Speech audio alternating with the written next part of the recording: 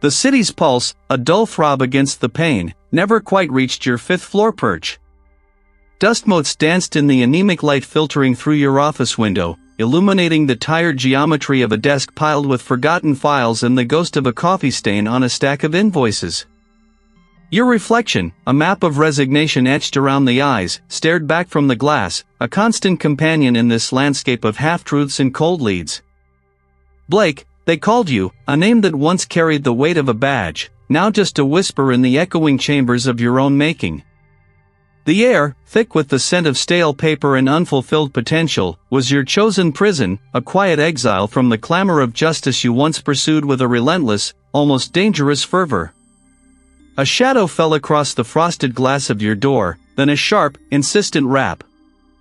You didn't stir, letting the silence stretch, a small rebellion against the world's demands.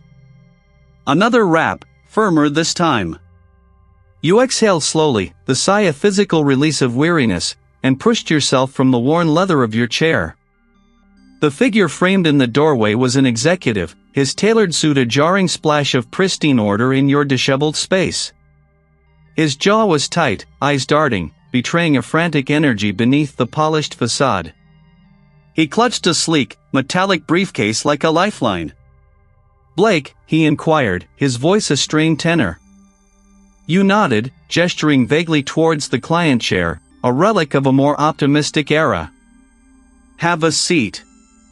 Your tone was flat, devoid of the practiced charm of a man eager for business. You watched him settle, his gaze sweeping the room with barely concealed disdain. "Good. We're at the forefront of adaptive neural networks, specifically in secure data analytics. Or, we were." He paused, his gaze fixed on some point beyond your shoulder.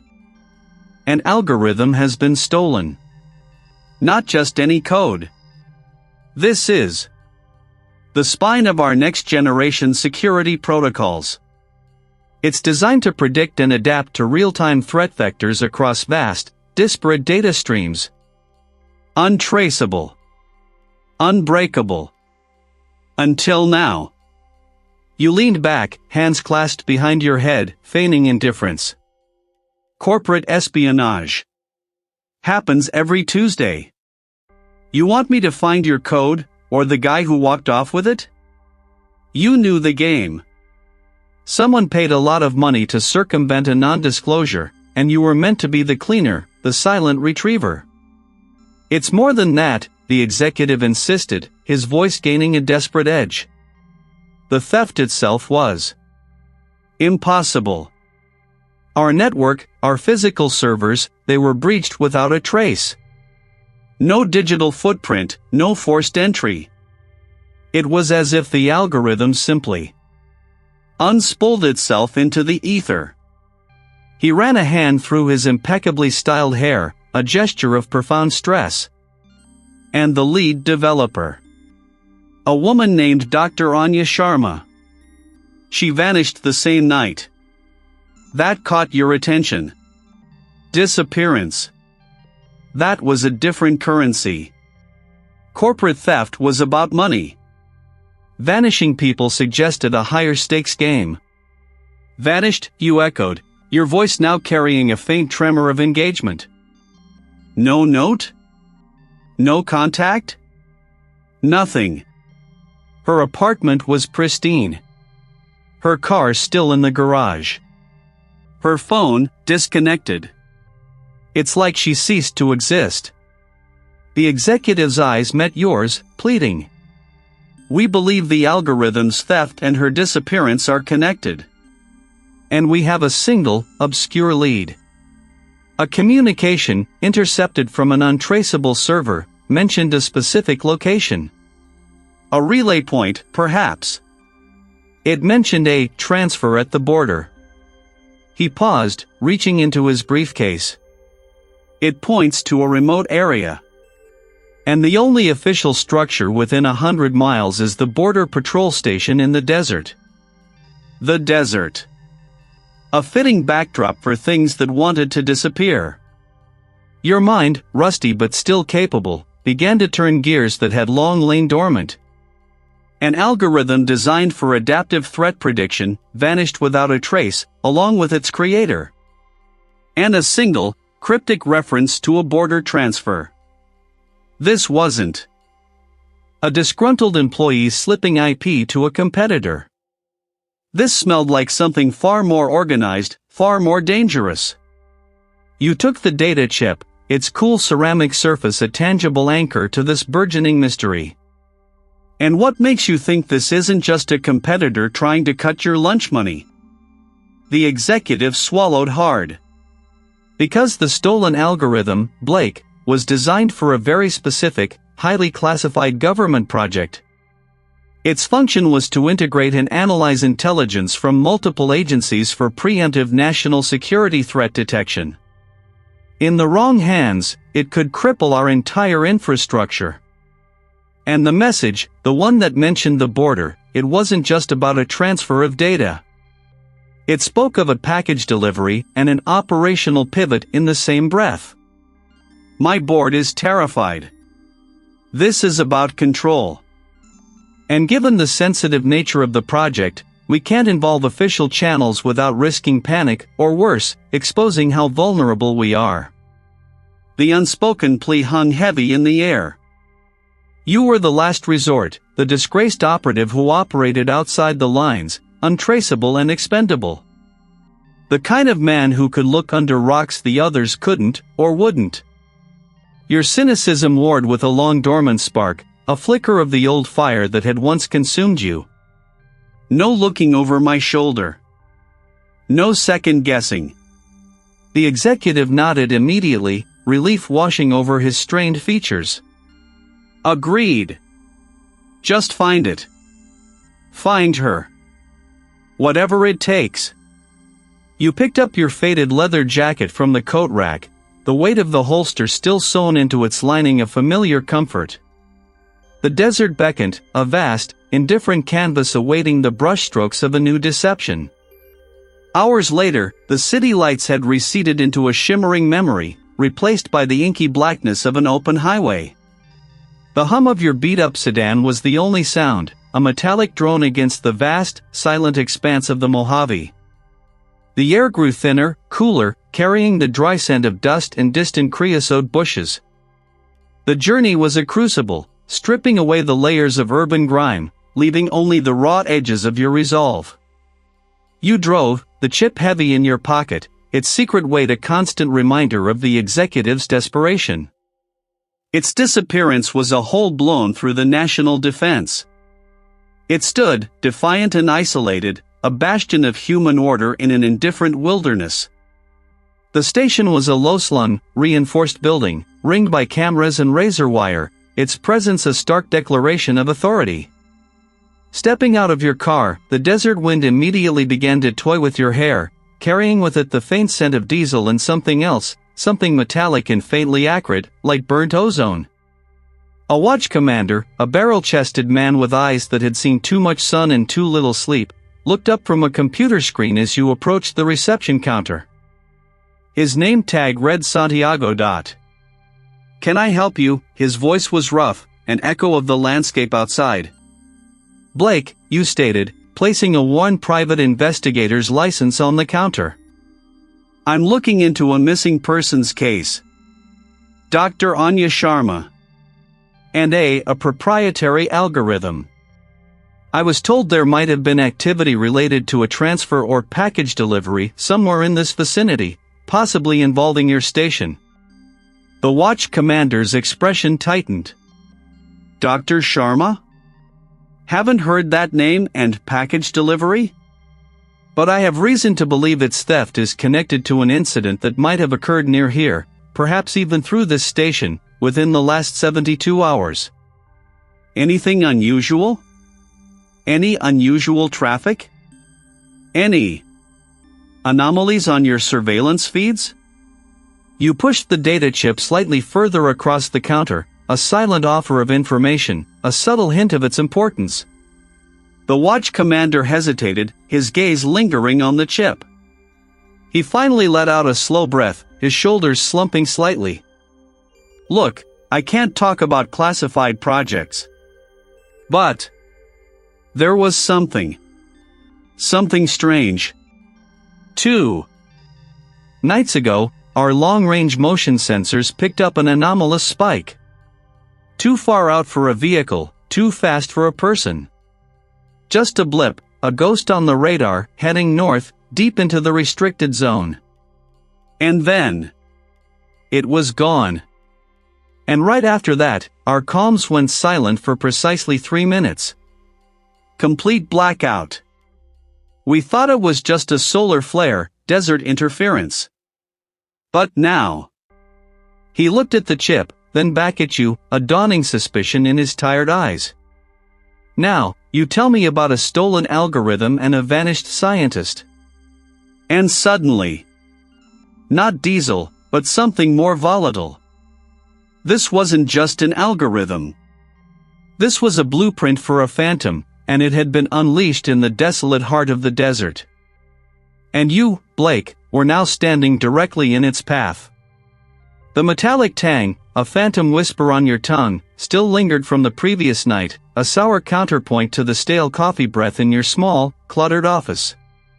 Dust motes danced in the weak morning light filtering through the grimy window, illuminating stacks of case files, a testament to a career derailed. You sat hunched over the initial reports of the corporate theft, the official narrative a neat, sterile package of data breach and intellectual property pilfering. But your gut, that old, unreliable compass, spun wildly, pointing to something far stranger. The official report from the corporate security detail spoke of a sophisticated hack, a digital ghost slipping through firewalls. Yet, you recalled the scorched earth of the server room, the residual energy, a physical scar on the air that no mere code could leave. You traced a finger across a schematic of the stolen prototype, a device for energy transfer, deceptively simple in its diagram, impossibly complex in its function. The company claimed it was a targeted acquisition, but the sheer force of the breach suggested something more akin to a surgical strike by an unseen hand. You cross-referenced the names of the project team, their backgrounds, their access levels. Most were clean, their digital footprints pristine. Then you found it, buried deep in a supplemental HR file, the lead engineer, a brilliant but reclusive figure, reported missing 3 days before the official discovery of the theft. The company had filed it quietly, citing personal leave, but the dates were too close, the timing too convenient. A knock on your door, soft and hesitant, pulled you from the screen. A junior officer, fresh-faced and nervous, stood framed in the doorway, a thick manila envelope clutched in his hand. Blake? The captain said you might want these. From the preliminary findings on that corporate job. You took the envelope, its weight substantial. Anything interesting, officer? He shifted his weight, glancing over his shoulder as if expecting censure. Just. A few things didn't quite line up. The official story is a clean data extraction. But the physical sight. It was like something ripped through. And then there's the other thing. He lowered his voice. The lead engineer. He wasn't just missing. His apartment was found. Disturbed. And a few days later, a body was recovered from a remote canyon. Ruled a suicide. Your eyes narrowed. A suicide? A lead engineer, just before a major corporate theft of his project? That's what the official report states. Jumped. No note, but depression cited by family. Case closed, fast. The officer's tone held a subtle note of doubt, a shared understanding of unspoken truths. He was gone before you could press him further, leaving behind the scent of cheap cologne and the lingering question mark of his words. You tore open the envelope. Inside, alongside more corporate security documents, were copies of the missing engineer's police report and the coroner's findings. The details were sparse, almost deliberately so. Cause of death, blunt force trauma consistent with a fall. Time of death, approximate, within a 24-hour window. Location, a desolate canyon overlook, miles from any urban center. No witnesses. No struggle. Just a man, gone. But something tugged at your memory, a cold, insistent whisper from a past you tried to bury.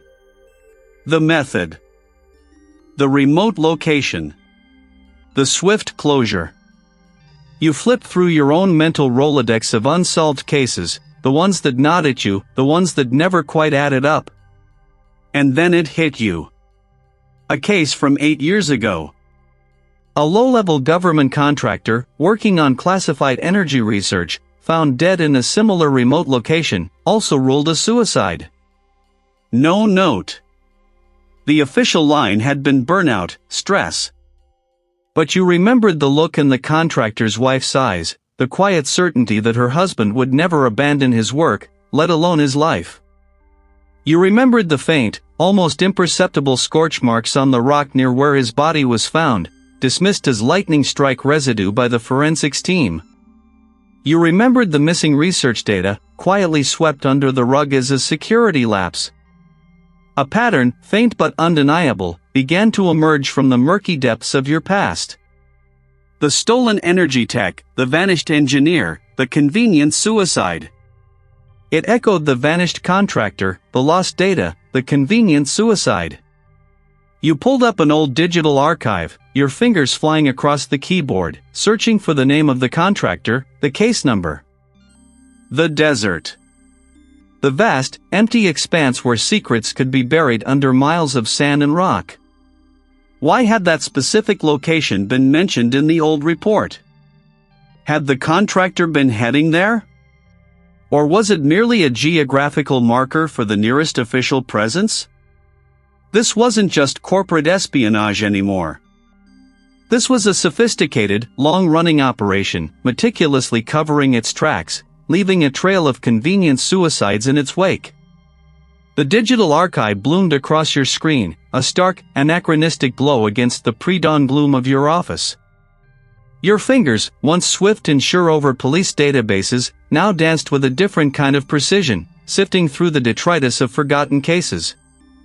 You pulled up the file on the vanished contractor, a ghost from your past, a career-defining failure that still gnawed at the edges of your resolve. The current corporate theft, the vanished engineer, the convenient suicide, it mirrored the contractor's story with an unnerving accuracy. You leaned closer, your gaze sharp, dissecting the forensic reports. The official line had been clear, self-inflicted. But your gut, a seasoned instrument of doubt, had always whispered otherwise. Now, the whispers were becoming shouts. You compared the data logs from the engineer's company server to the fragmented drive recovered from the contractor's last known project. Most of the data, in both instances, had been wiped clean, overwritten with a brutal efficiency. Yet, a ghost remained. Not just any digital erasure, but a signature, a unique hexadecimal pattern woven into the very fabric of the drive, a deliberate overwrite protocol that screamed custom-made. It was like finding the same intricate knot in two seemingly unrelated ropes. Too specific, too arcane, to be mere coincidence. This wasn't off-the-shelf data destruction, this was an artist's touch, a cruel, precise hand leaving its mark. Then, the suicides. You scrolled through the photographs, the sterile crime scene images. The engineer, slumped over a desk, a note clutched in a rigid hand. The contractor, found in a remote warehouse, a similar note, a similar vacant stare. The official reports fixated on the obvious, the means, the motive. But your eyes, honed by years of seeing beyond the surface, fixed on a single, shared detail, one so subtle it had been dismissed as irrelevant in both investigations.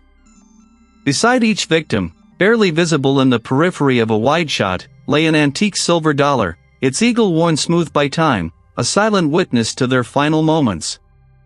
It was a specific coin, a particular year, a collector's item, identical in both scenes. A ritualistic flourish. A calling card. This was no isolated incident.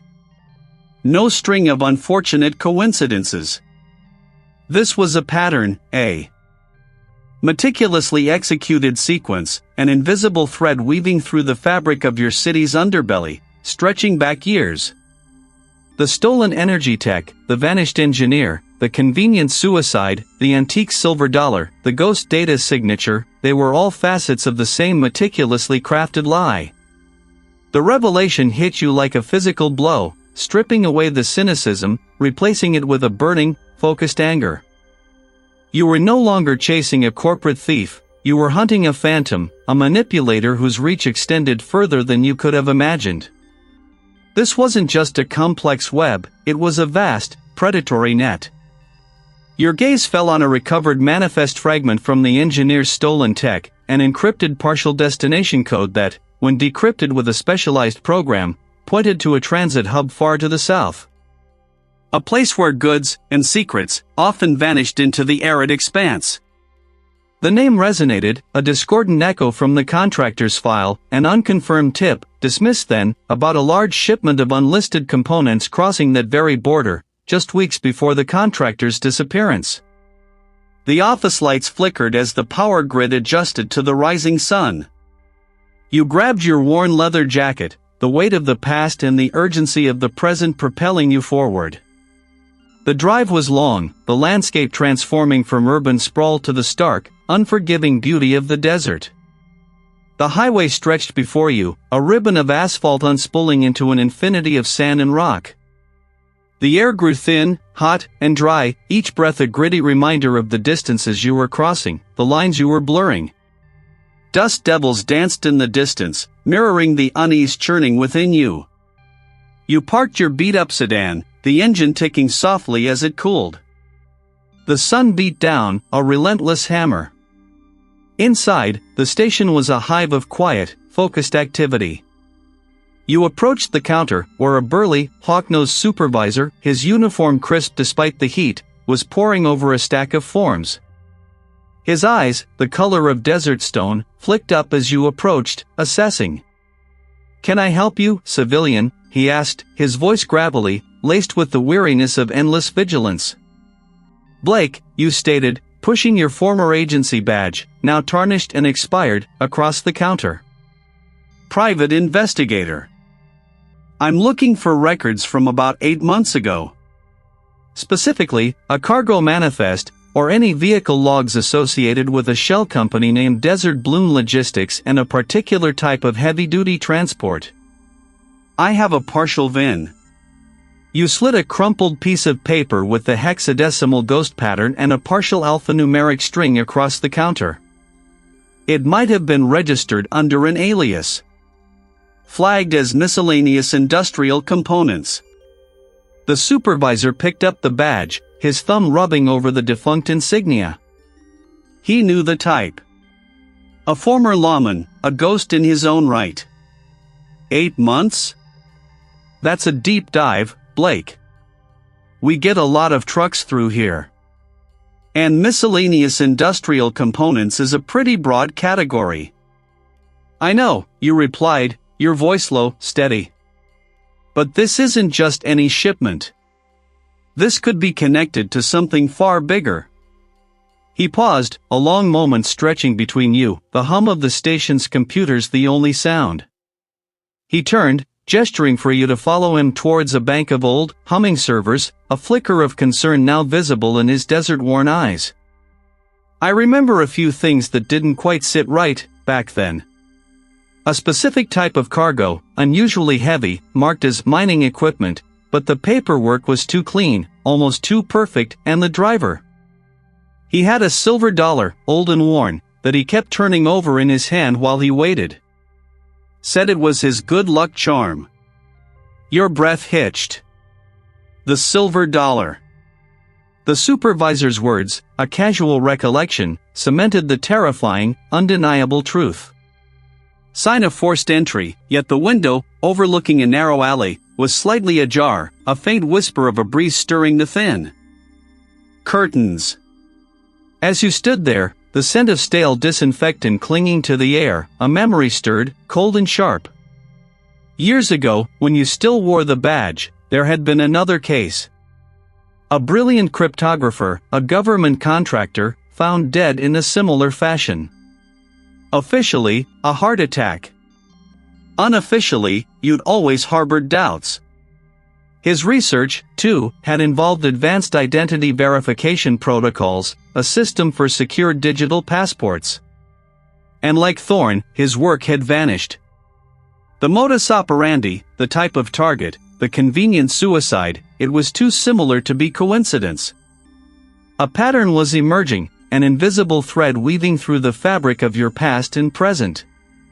You pulled out the old case files, the yellowed reports and grainy photographs, a stark contrast to the sleek digital world Thorne inhabited. The cryptographer, a man named Marcus Croft, had also been working on a system that could differentiate between genuine and fabricated digital identities. His data, too, had been stolen, a clean, surgical removal from secure servers, leaving no trace. The official explanation had been a sophisticated state-sponsored hack.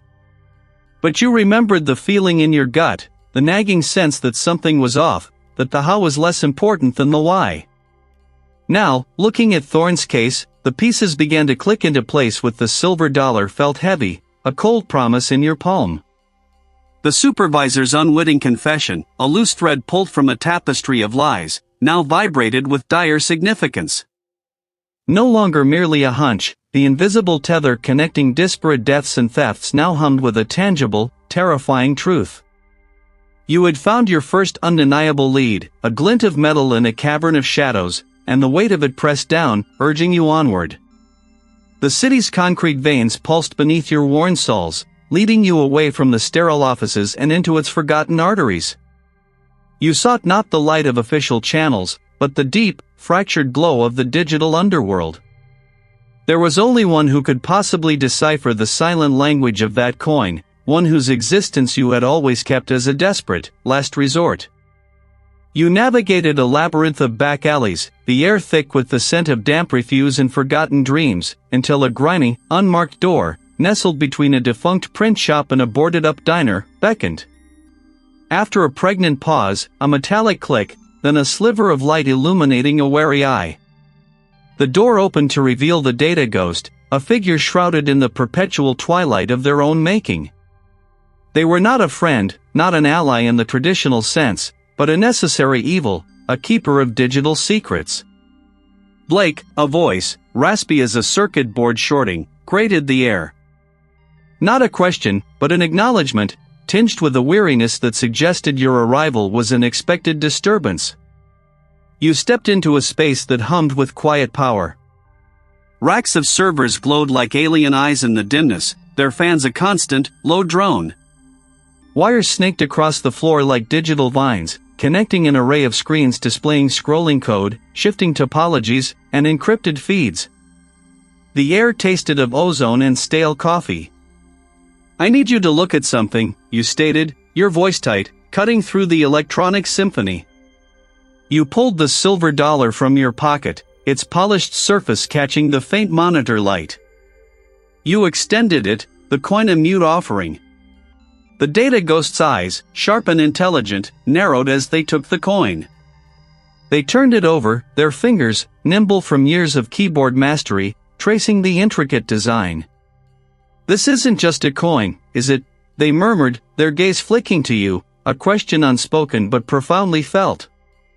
"No," you confirmed, explaining the supervisor's memory, the specific minting detail.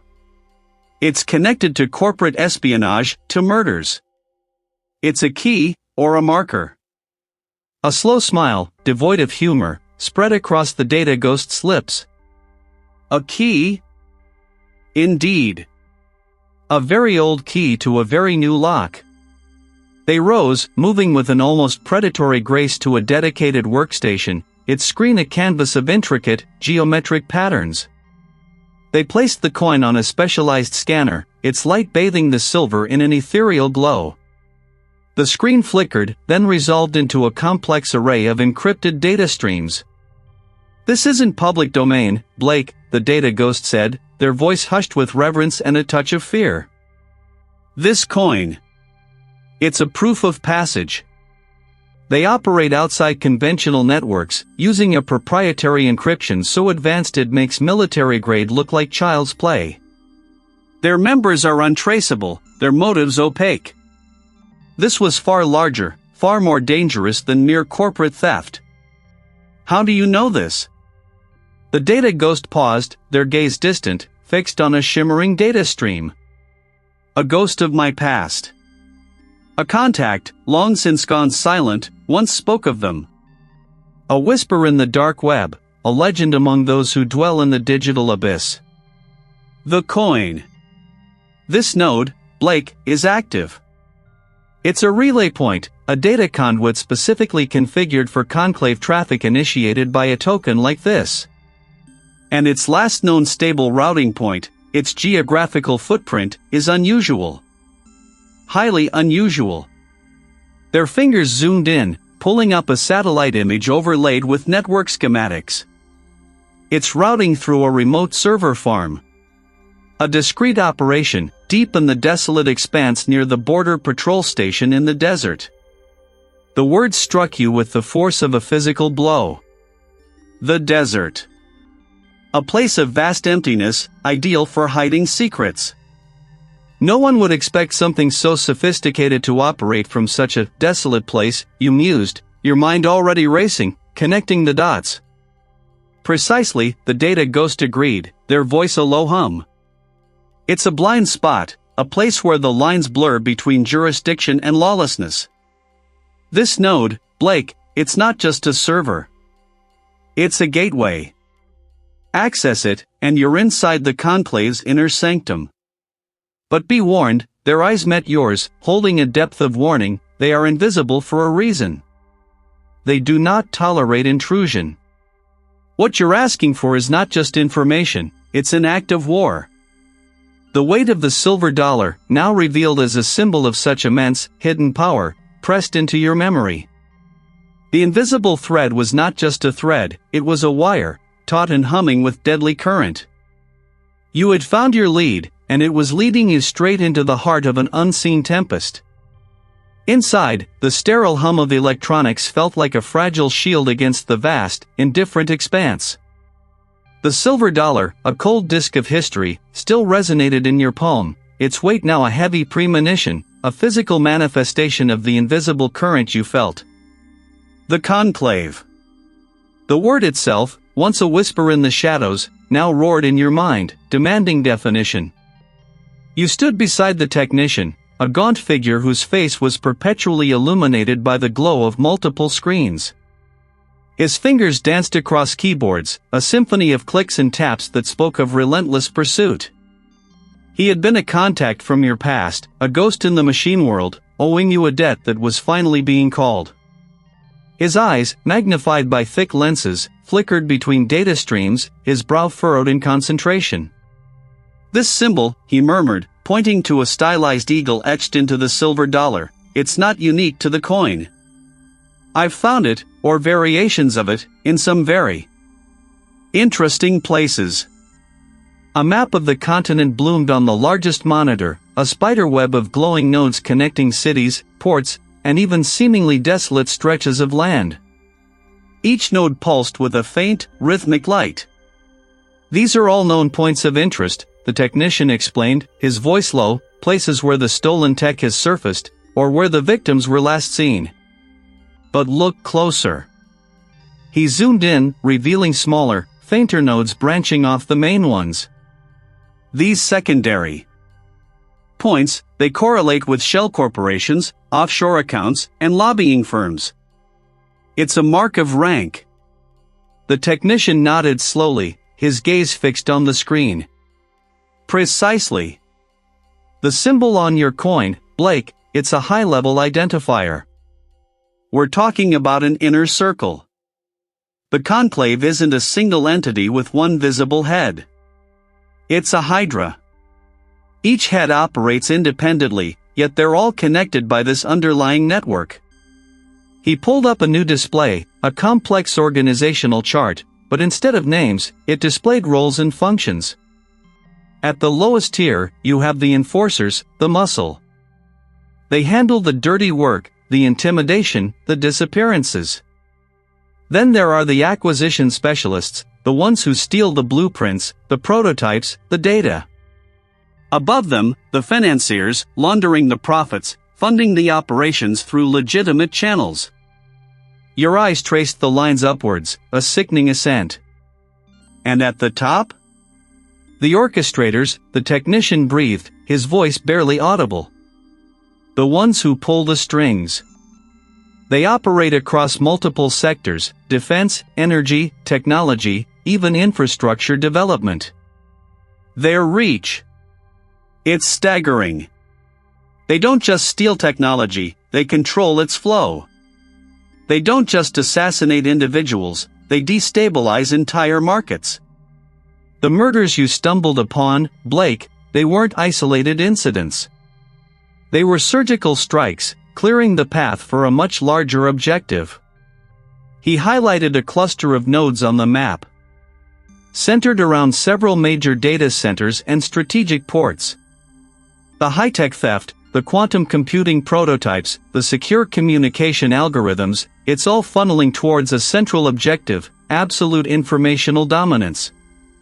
Imagine controlling not just what people know, but what they can know. Imagine having the keys to every digital lock, every secure network, every government communication. You felt a knot tighten in your gut. This wasn't just corporate espionage, it was an attempt to seize the very levers of global power. The technician brought up another screen, displaying a series of interlocking circles. We've identified several individuals in high-ranking government positions, regulatory bodies, and even international trade organizations, who have made decisions directly benefiting Conclave-affiliated entities. Not necessarily active members, but compromised, bribed, blackmailed, or simply, deeply indebted.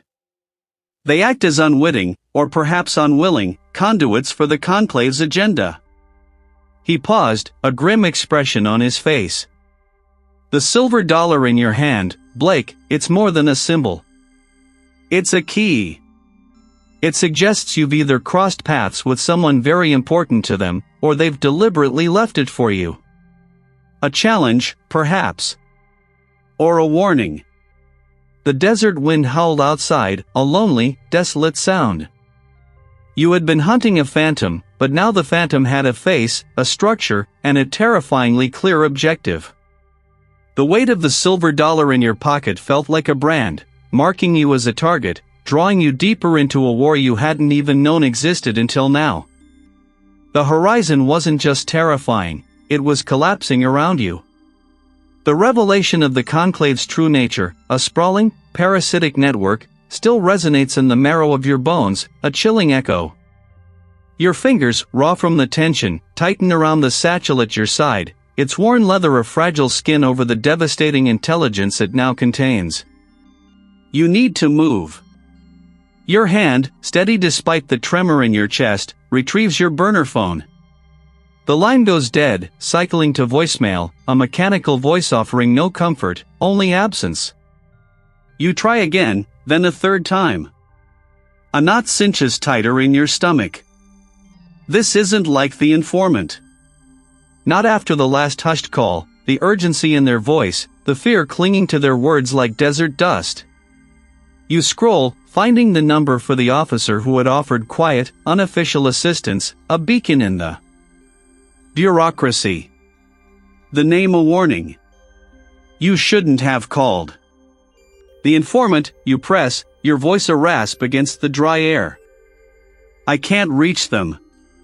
A pause stretches. Long and taut, like a wire strung across a canyon. They found them, Blake. Down by the old abandoned factory, near the docks. Clean. Too clean. His words are clipped, each one a sharp shard. No signs of a struggle.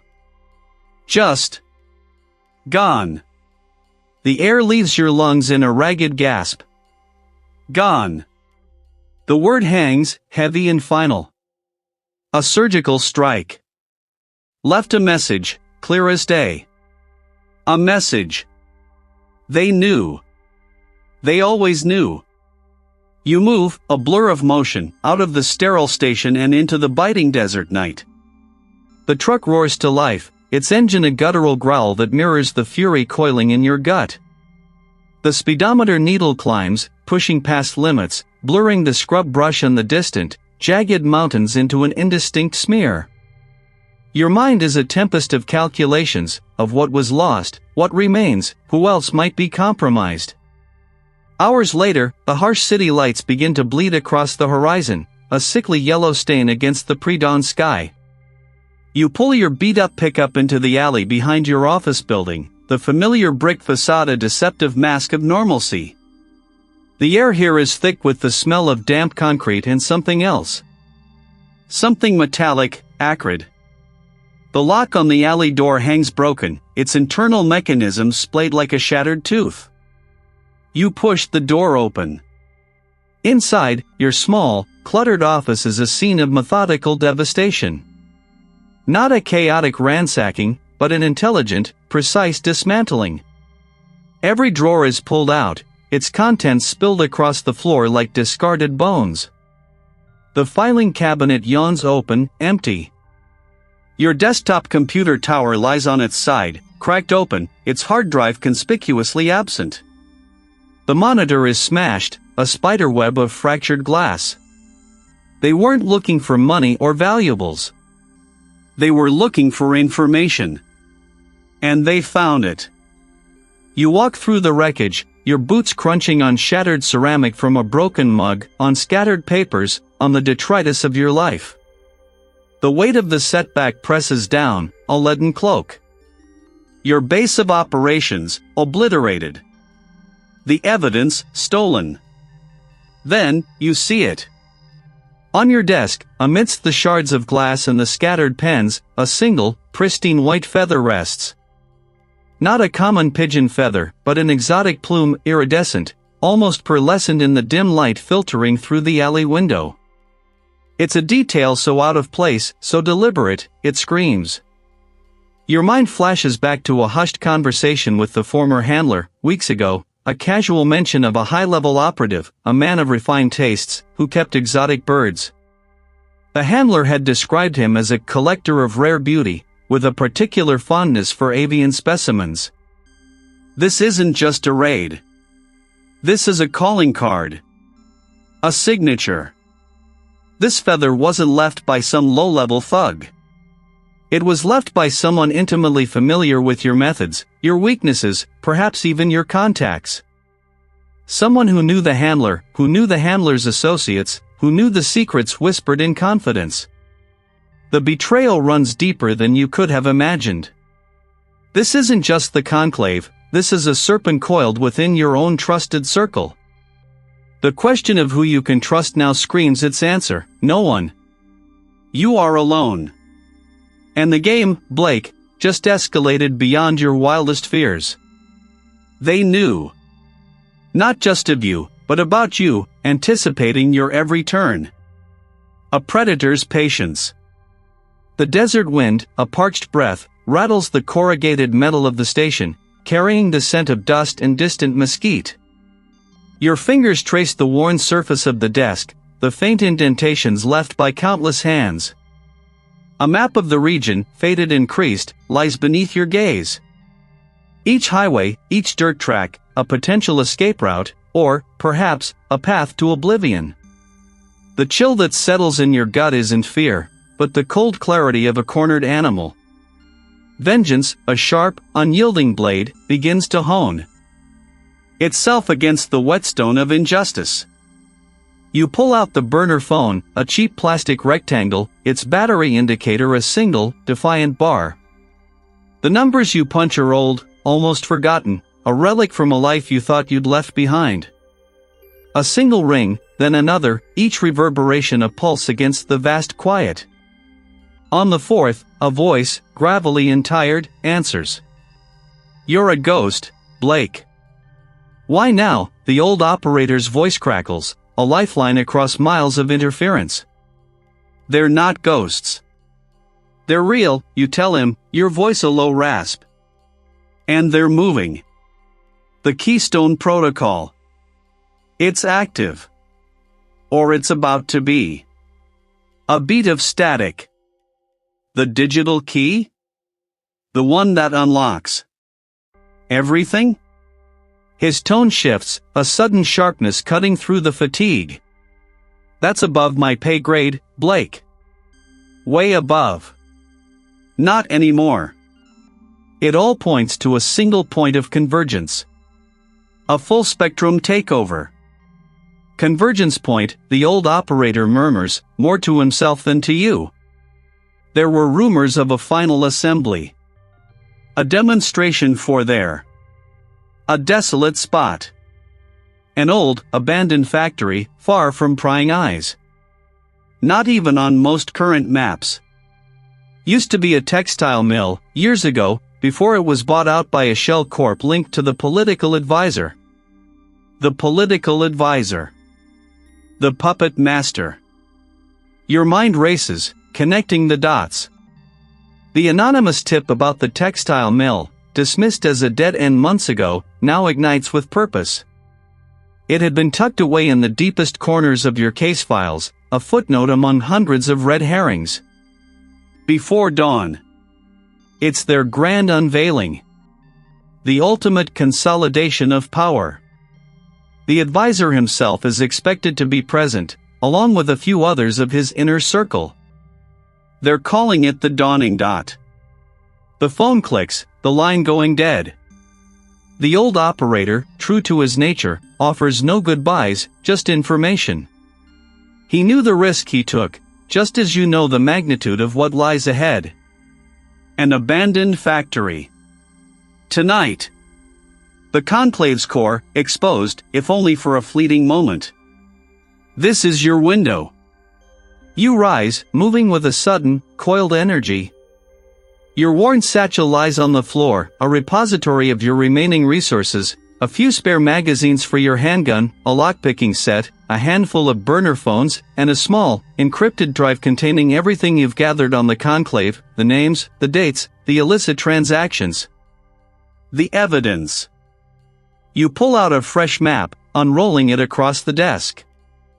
Your finger traces the lines, triangulating the location of the old textile mill based on the old operator's vague description and the archived tip. It's deep in the arid expanse, a forgotten scar on the landscape. Perfect for the dawning.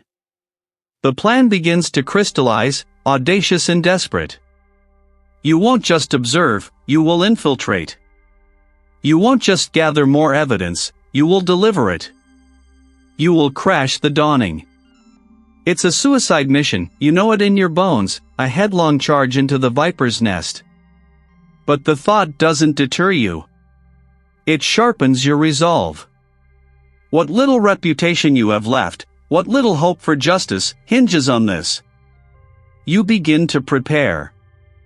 Your handgun is stripped, cleaned, reassembled with practiced ease. Each click of the mechanism echoes in the vast emptiness. You check the charge on the encrypted drive, ensuring its contents are secure, ready to be broadcast to the world, should you manage to breach their defenses. You stand by the window, watching the horizon swallow the last vestiges of daylight, a familiar ache in your chest. The conclave believes it's untouchable. Tonight, you will show them how wrong they are. You will become the ghost they couldn't anticipate, the predator they failed to see coming. The final push begins now. The air tastes of dust and anticipation, a metallic tang of something dangerous and inevitable. This isn't just a checkpoint, it's a node, a nexus, a clandestine artery throbbing with the organization's hidden pulse. The old operator's hushed words echo, they move more than just people. Through that place. You've seen the schematics, the blueprints he painstakingly acquired, detailing an annex, a sublevel, a place where official business bleeds into the unofficial. Your approach is a slow, deliberate crawl through the moon-dusted terrain, each step a calculated risk. The drone, a silent metallic insect, hovers high, its thermal vision painting the landscape in stark, revealing hues. You observe the patrol patterns, the blind spots in the sensor grid, the rhythmic sweep of the long-range cameras. The adrenaline is a slow burn in your veins, not a frantic rush, but a steady, focused heat. A section of the perimeter fence, marked on the stolen schematics, shows a weakness, a sensor that often glitches in the high winds. You confirm it with the drone's feed. A flicker, a momentary lapse in the red glow of detection. That's your window. You slip through, a phantom yourself, the desert reclaiming the space behind you. Inside the perimeter, the ground is hard-packed earth, scored by tire tracks. The main building looms, a concrete monolith. Your target, the hidden annex, is accessible via a utility tunnel, disguised as a service entrance for communications lines.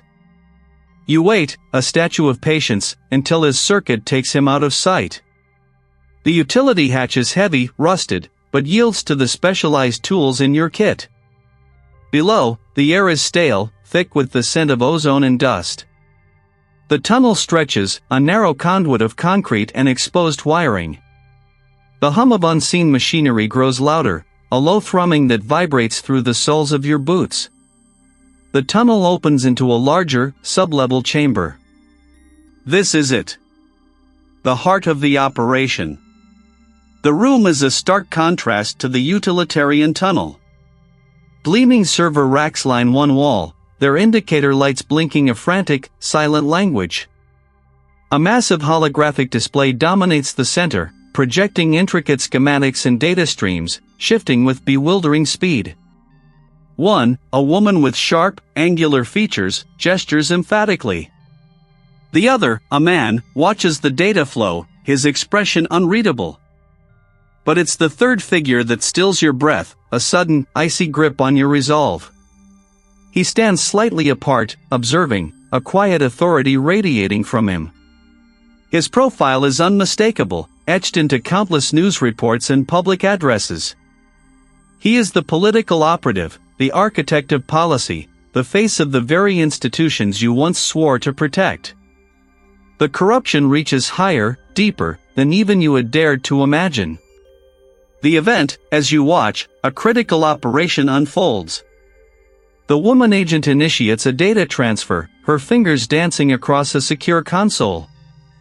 The holographic display intensifies, revealing a torrent of encrypted files flowing from a remote source, through this station, and then outward, into the digital ether. This isn't just information, it's a digital payload, massive and complex, likely the culmination of the high-tech theft you've been tracking. The operative watches, a faint, satisfied smile playing on his lips. You need to disrupt this. Not just observe, but shatter their carefully constructed network. You scan the room, your mind racing, seeking the weakest link, the point of greatest vulnerability. A small, portable data drive, glowing with a soft blue light, is plugged into a dedicated port on one of the server racks. It's a physical key, a bypass, a direct line. If you can access that, you can not only stop the transfer but also siphon off a portion, a damning sample. A sudden shift. The woman agent turns, her gaze sweeping the room, a flicker of unease crossing her features. She dismisses it, turning back to the console, but the moment of near discovery sharpens your focus. You move, a silent predator, skirting the periphery of the room. The hum of the servers is a cover, the flickering lights a distraction. You reach the designated server rack, your fingers nimble, precise. The data drive is warm to the touch. With a swift, practiced motion, you dislodge it, replacing it with your own pre-programmed device. It's a Trojan horse, designed to corrupt the outbound data stream and simultaneously siphon a mirrored copy to a secure offsite server you've prepared. The display flickers. The woman agent curses, her voice sharp. What was that? The political operative steps forward, his calm facade cracking. Report. You watch as your device begins its work, a silent, digital scream of disruption. The holographic display glitches, then fragments, dissolving into a cascade of error messages. The outbound transfer halts, a sudden, violent cessation. The reveal, as chaos erupts, the mail agent frantically tries to restore the connection. In his haste, he pulls a small, ornate digital key from his pocket, attempting to re-authenticate the system. For a fleeting second, the key's unique symbol, a stylized serpent devouring its own tail, is visible. It's the same symbol you found etched into the casing of a stolen prototype from the initial corporate espionage case, a detail dismissed as decorative then, now revealed as the true insignia of the clandestine organization. This symbol, tied directly to the political operative's immediate subordinate, links the highest echelons of power directly to the theft. You've bought yourself precious seconds, but the alarm is now inevitable. A piercing klaxon rips through the chamber, its blare echoing off the concrete walls. You pull your device, the stolen data now securely within its memory, and turn. Escape. The word burns in your mind, a singular, urgent command. The agents are scrambling, their attention divided between the failing system and the source of the breach. The desert exhales a cold breath, a skeletal hand pushing against your chest as you finally stop. It is not the bustling hub of national security you once imagined, but a skeletal structure, concrete and corrugated metal, slumped under the vast, indifferent sky. Windows are dark, some shattered, others boarded. You cut the engine. Your grip tightens on the steering wheel, knuckles white. The information from the abandoned factory had been precise: a meeting, a transfer, the final piece of the intricate puzzle. This desolate outpost, far from prying eyes, served as their clandestine crossroads. A quick scan of the perimeter reveals no immediate threats, yet the air hums with an unnerving stillness. Too quiet. Always too quiet. You retrieve the compact recording device from your inner coat pocket, checking its indicator light. Green. Good. Then, the weight of the old service pistol, cool against your palm, a familiar comfort in the face of the unknown. Stepping out, the gravel crunches under your boots, a loud, intrusive sound in the profound quiet. You move with a practiced stealth, a ghost in the pre-dawn, circling the building. The back entrance, according to the schematics you'd salvaged, should be less fortified. You push it open slowly, the hinges groaning like an old man's bones. Inside, the air is stale, thick with the smell of old paper, ozone, and something else. Something chemical, sharp. Your eyes adjust to the gloom, discerning the outlines of empty offices, overturned chairs, discarded files. This place was abandoned, then repurposed. You freeze, pistol raised, sweeping the beam of your tactical flashlight. At the end of a long, narrow corridor, bathed in the sickly green glow of a single computer monitor, stands the architect. I knew you'd follow the breadcrumbs, the division head says, his voice devoid of emotion. He gestures to a server rack humming softly behind him. Always the tenacious one, weren't you? The recording device is already active, tucked discreetly into your front pocket. You need him to talk. You need him to confess. He chuckles, a dry, humorless sound. Ends? Oh, Blake, this is merely a minor inconvenience. A loose end. You see, the organization is far grander than you can comprehend.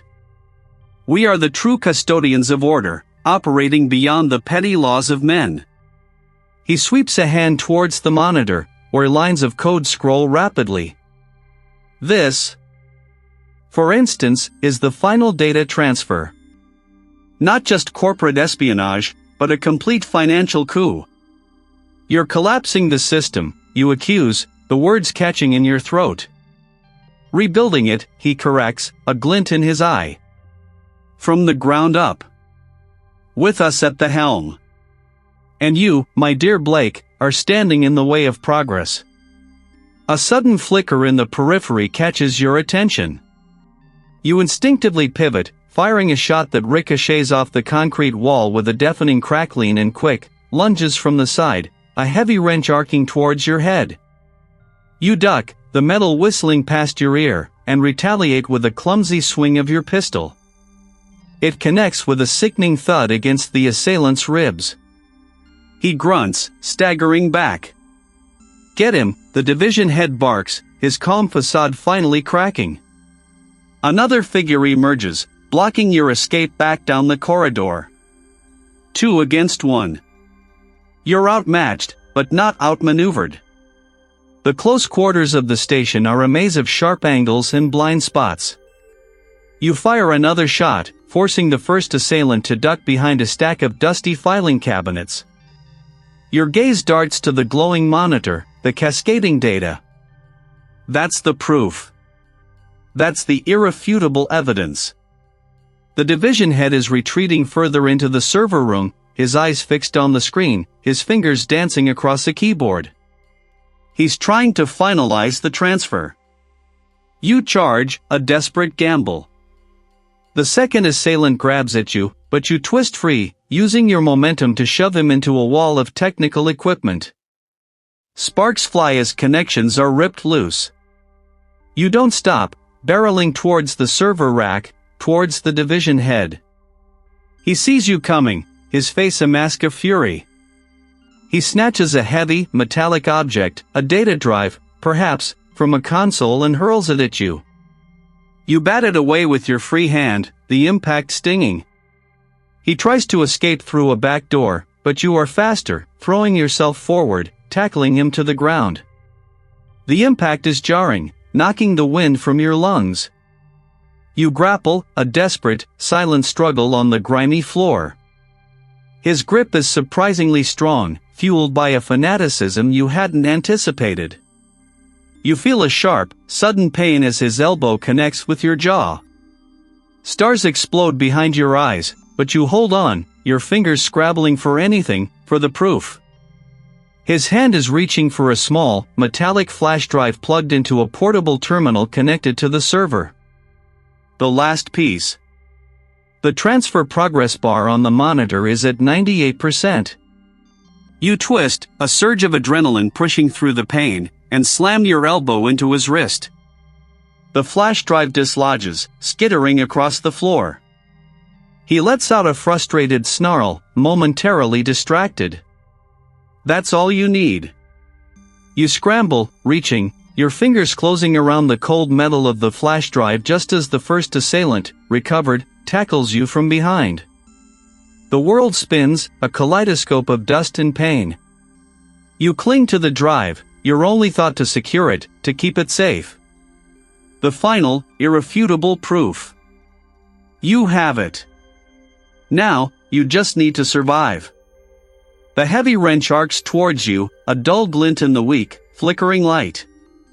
You twist, a desperate, animalistic contortion, and the solid weight slams into your left shoulder instead of your skull. Air explodes from your lungs, the bitter taste of dread sharp on your tongue. You fall, the ground harsh beneath your back, your vision momentarily swimming. His shadow looms, the wrench raised again, poised for the finishing blow. But the searing pain in your shoulder, though debilitating, ignites a surge of primal anger. Your free hand lashes out, scrambling, finding a loose pipe, a discarded length of rebar, rough and unforgiving. You thrust upwards, not aiming for a kill, but for a disruption, a piercing blow to break his rhythm. A grunt, a choked gasp, and he stumbles back, clutching his side. This is your chance. You roll, ignoring the screaming protest from your shoulder, scrambling for your fallen firearm. He recovers, lunging again, but you are faster this time, fueled by desperation and adrenaline. 2 shots ring out, precise, aimed at his legs. He collapses, a choked cry escaping his lips, the wrench clattering uselessly beside him. The air conditioning hums, a monotone counterpoint to the quiet urgency of the federal agents moving around you. Outside, the vast, empty expanse of the desert stretches, a silent, indifferent witness to the night's violent crescendo. The sand-colored walls reflect the harsh fluorescent light, making your exhaustion feel even more profound. A stern-faced federal officer, his uniform crisp despite the late hour, slides a thick file across the table towards you. Blake, he begins, his voice devoid of inflection, it seems you were right. About all of it. The file lays bare the intricate skeleton of the organization. Names, shell companies, encrypted communications, illicit financial transfers, a monstrous network, far more expansive than you had imagined. The high-tech theft was merely a means to an end, a way to acquire the tools to maintain their stranglehold on power. We have key players, the officer continues, his gaze steady, captured attempting to cross the border, others rounded up in simultaneous raids across 3 states. The top echelon, the ones pulling the strings. They're still elusive. But the core has been shattered. You absorb this, the weight of the information settling heavy in your chest. Crippled, but not eradicated. A hydra. Cut off one head, and another might eventually grow. The tension lingers, a subtle hum beneath the surface of this temporary victory, a reminder that true evil rarely suffers total defeat. Regarding your situation, the officer states, pulling another, thinner file. The evidence you gathered, combined with our findings. It paints a clearer picture. Your actions here, however reckless, were instrumental. The internal investigation into your previous dismissal will be reopened, with a fresh perspective. It won't be a full exoneration overnight, but your name. It's no longer entirely tarnished. A quiet, incomplete vindication washes over you. Not the triumphant roar you might have once imagined, but a weary satisfaction. The scars of your past remain, etched deep, but the fog of injustice has begun to lift. He studies you for a moment, his gaze sharp. What will you do now, Blake? The desert outside, a canvas of infinite possibility, beckons through the reinforced window. The fight for truth, you realize, is not a single battle to be won, but an endless vigil. The organization may be wounded, but its tendrils still exist, ready to re-emerge, to twist and corrupt anew. You could walk away, try to reclaim a semblance of a normal life, or you could continue to watch, to hunt, to expose.